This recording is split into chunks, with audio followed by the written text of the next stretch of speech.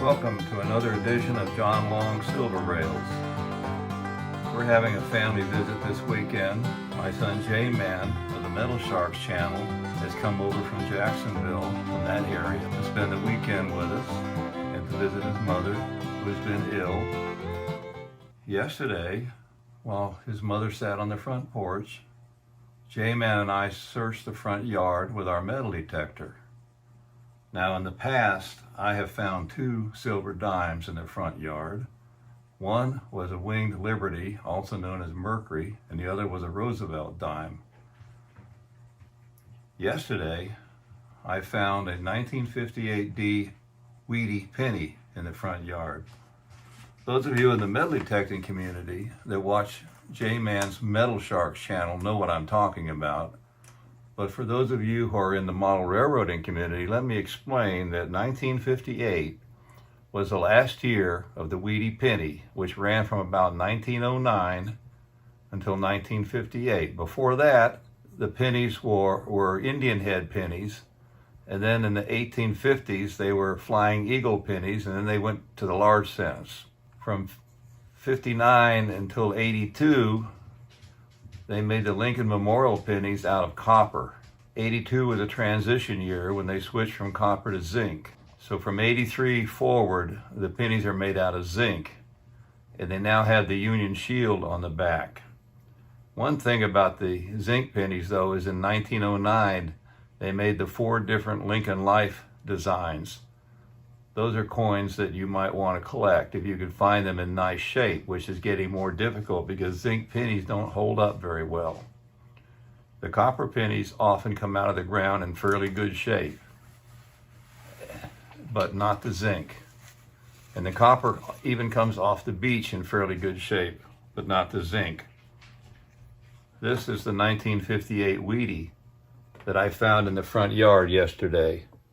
I was using a Minelab Equinox 800, and the mode I used was the one with a windmill number 2, and the frequency was 15. Hey y'all, this is J-Man, and I'm one of John Long Silver's sons.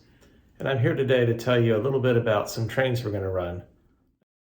Now first, we were going to run my Chessie Steam Special, which is one of the absolute best gifts I ever got as a child, or actually a teen back in the early 80s. But for some reason, the footage that we took of it didn't come out. I think we could just call it operator error on my part.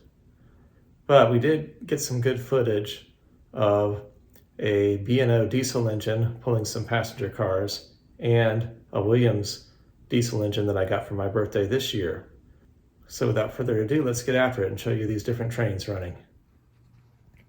So up first, we want to show you my 8463 B&O Chessie System diesel engine, cab forward, and it's got behind it this Baltimore and Ohio Railway Express Agency boxcar.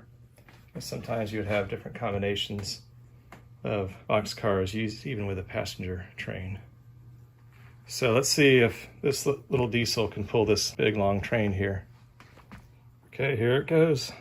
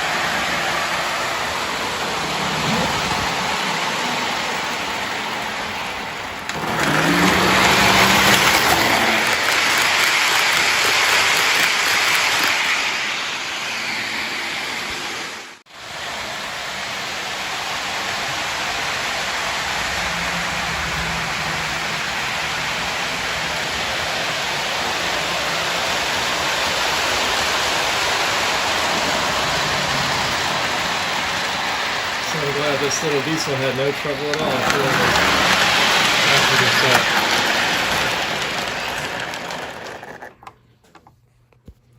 So up next we have this beautiful new Williams number 82 Western Maryland diesel engine, as you can see. And this is my first time running it. This was my birthday present this year, which I really appreciate from my mom and dad. And I'm gonna have it pull the same consist where you have the B&O Railway Express and then all the passenger cars. Same as before. So let's see how this does.